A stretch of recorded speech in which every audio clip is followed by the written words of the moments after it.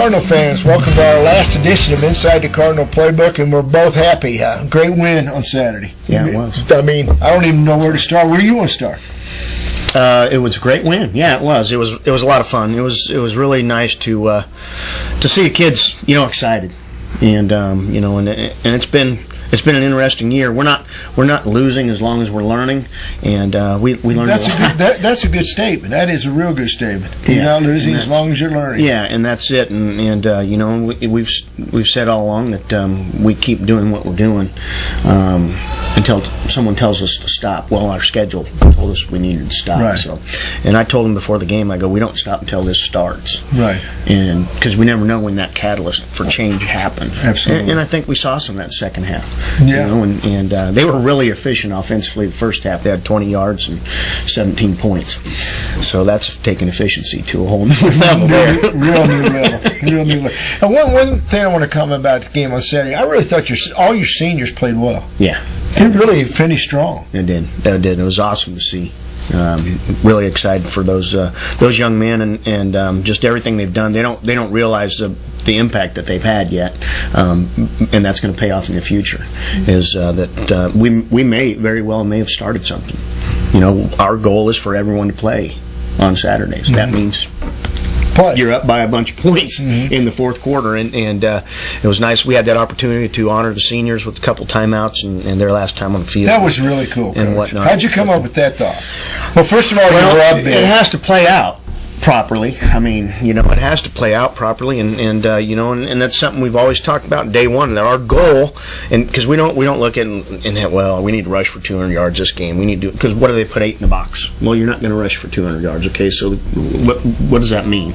But our goal is that everybody plays, and we were really, really close. I think there's a couple guys, because we only had 3 snaps on offense there at the end, that we didn't get a couple guys in the game, but we were really, really close to the ultimate team goal, which is everybody plays.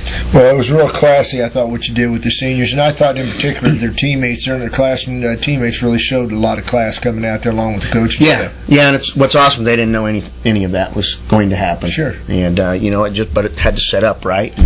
And we were in a situation where we were in control of the game and had 3 timeouts left and could do that. And I'm grateful for that opportunity. Yeah, it's hard to believe now. What are you going to do with your life all of a sudden? You're a normal human being. People don't realize. Yeah, but I want to tell you, people don't realize how much coaching is a 24/7 deal. Yeah, it is. And the kids too. I'm gonna sleep through the night one of these nights. There you go. I don't know when. Yeah. But one of them I'm going to.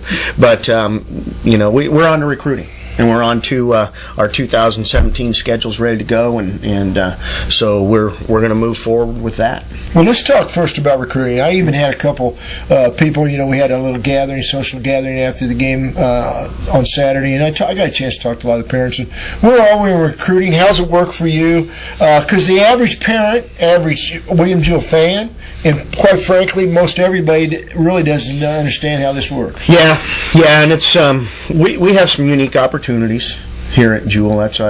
They're always unique opportunities. Sometimes they get more unique than you want them to be. But we have some unique opportunities and some different things we have to handle. So, we're different than other Division IIs and how we go about recruiting. And that's fine. That's where we are. And I'm aware of the situation, meaning I can't control it, but I'm aware of it. And so we have those different opportunities with recruiting that, we've got to be very meticulous with who we take.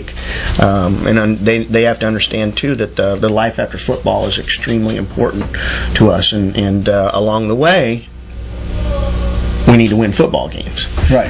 So, that's what you're for. Yeah. Yeah, no doubt. Get them the education, but also you got to try to put something together. I honestly wouldn't want to be someone going and sitting down next to one of our graduates and having to interview against them. Right. I don't care any of the state schools around. No, I have good to luck. Agree with you. Good luck with it, because they're not gonna bode well with what we teach our student athletes, and they go through our curriculum, and when they graduate, they can speak and articulate and problem solve and critically think at a completely different level than any other 22-year-old out there. Right.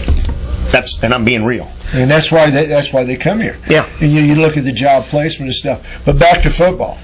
Okay, to meet all the requirements academically, which I think is wonderful for this institution and highly respect, it's a little different ballgame. Yeah, you want to? It's a little different ball game. It is, but we can't have different expectations from what needs to happen on the field, and that's something that, we don't have. Whenever as your academics increase and some different things increase and the expectations are maybe a little tighter, your margin for error shrinks. And that's what we got to buy in. Everything we have to buy into is down on that board in front of our locker room, the Cardinal standard. And you see us in the second half of that game of not having negative plays, didn't have turnover, being +1 in turnovers, and the outcome of the game. That we don't have a margin for error. We can't make mistakes to do that. And our players got to understand that. We're getting there. They don't understand that yet. But we're getting there. Again, you talk about the other teams in the conference, which basically are non-conference schedule. Although, our goal and your goal is to play in the Division II playoffs. Sure, we want to win them all. Yeah, that's your goal.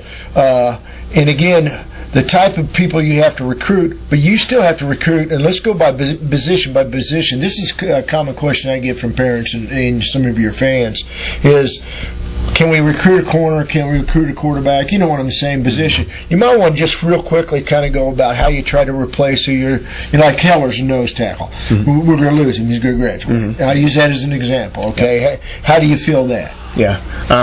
It's developmental.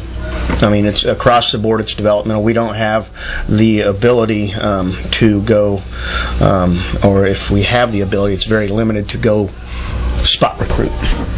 It's a developmental thing, and so. See, I don't think a lot of people understand that, though. That even fans. No, I can't get a drop back from Mizzou. Yeah. Or a drop down from Iowa State. They can't get into school. Yeah.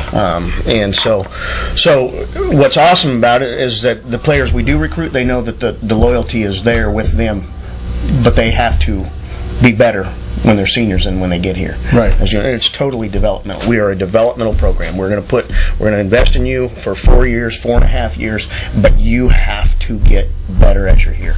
Yeah, you really don't have the opportunity to say, okay, I need a nose tackle. I got to go get a nose tackle. You've got to develop one, or find one that academically fits your bill. Right? Yeah. They're a drop down. They want pre-med. Okay. We're a pretty good option for that because of our acceptance rate. But, and that's, we look at that. We've identified several offensive linemen and defensive linemen and an inside linebacker and a shutdown corner, and so is everybody else. Yeah, right. And they're going to pay for their entire school. But that's what people don't understand. Right. They come to the game and say, okay, we need a little bit here and we need a little bit there, wherever it may be. Right. And they don't realize you can't do that. Yeah. Yeah, well, someone else is paying for all of their school. Right. Oh, hey, you can keep your Pell too.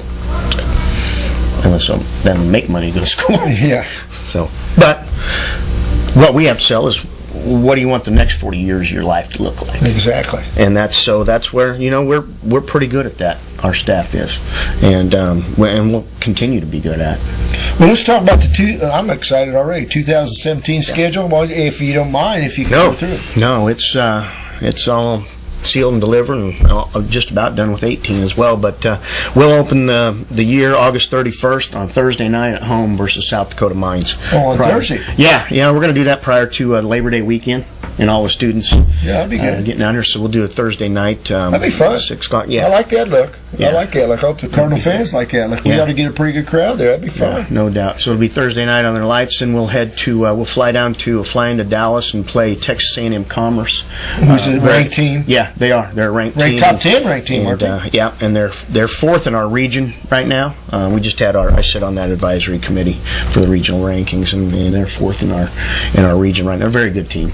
And it's where I got my master's from. So yellow background. Going a little bit, yeah. It was they're verging. It was East Texas State going to Texas A&M Commerce, or A&M decided to buy the state. So and all the schools. Somebody bought it. We'll go down there. They'll return the favor coming here week 2 of 18. But then we go into our normal conference slate, so it's just opposite home and away. Yep, what we played this year, and then the final year season inked a contract with Texas A&M Kingsville, where we'll fly into Corpus Christi in November 11th of next year, and play Texas A&M Kingsville, another Lone Star school. That's a schedule, and this is the first year that we didn't play 11. Right. But we'll play 11 Yes, next year. they just so because our bye week has been the last weekend of the season, and it's really tough to get. Really difficult to find them. The only reason that Kingsville came available is they have Panhandle State was leaving their conference as an affiliate member, and left everybody with an open date, and it just so happened to be the Javelinas at Kingsville. So that's what we're going to do. Well, something to look forward to. 2017 is right around the corner, and I know how busy you'll be recruiting. One probably would put the lid on this 2016 season. Just real quickly, a couple words how you would probably just capsulize the whole season. Yeah, strangely fulfilling. I mean, really, it was. I mean, there were so many things that happened to us as a team that adversely and whatnot. Whether it was injuries, whether it was bus breakdown week 1 or hotel rooms not ready week 1. I mean, it just anything you could possibly think about. You just go. By the end of it, you're like, oh, that's pretty fitting, because that's kind of how everything has gone. But what was awesome about it is there wasn't any quitting. There was no quit in that team. Yeah, I'm glad you brought that up. That's what I was hoping you'd say. No quit. I really felt that. Period. As an observer who saw you play all the time, and I really and again that's why I respect your kids so much. Yeah, not a bit of quit in them, and Nope. they stayed with it. Well, Coach, it's been a lot of fun for us, and I know it's been a challenge in some ways, but you know what? That's what college is all about. It's about challenges, and you move on in your life to hopefully learn from those challenges, and I think that's the important. Well, if we're learning, we're not losing. That's exactly right. I got to use that one. I actually got one from you. That's a good one. Well, again, Coach, thanks. I know Rick appreciates all you do, and thank you, appreciate. guys. I appreciate and you. it's been a lot of fun working with you and your staff. You've got a great staff, by the way. I do want to mention that too. Yep. You got a lot of them are personal friends, and I wish you guys the best. Good luck in the recruiting this off season, and hopefully we'll see you again in 2017. And when we open up on Thursday night here at home before Labor Day, that'll be a good thing. But again, Cardinal fans, again, if you can watch us or listen to us when we're doing basketball and baseball throughout the year and all the other sports, whatever it may be. And again, thank you again for a great 2016 season, and that'll end inside the Cardinal Playbook.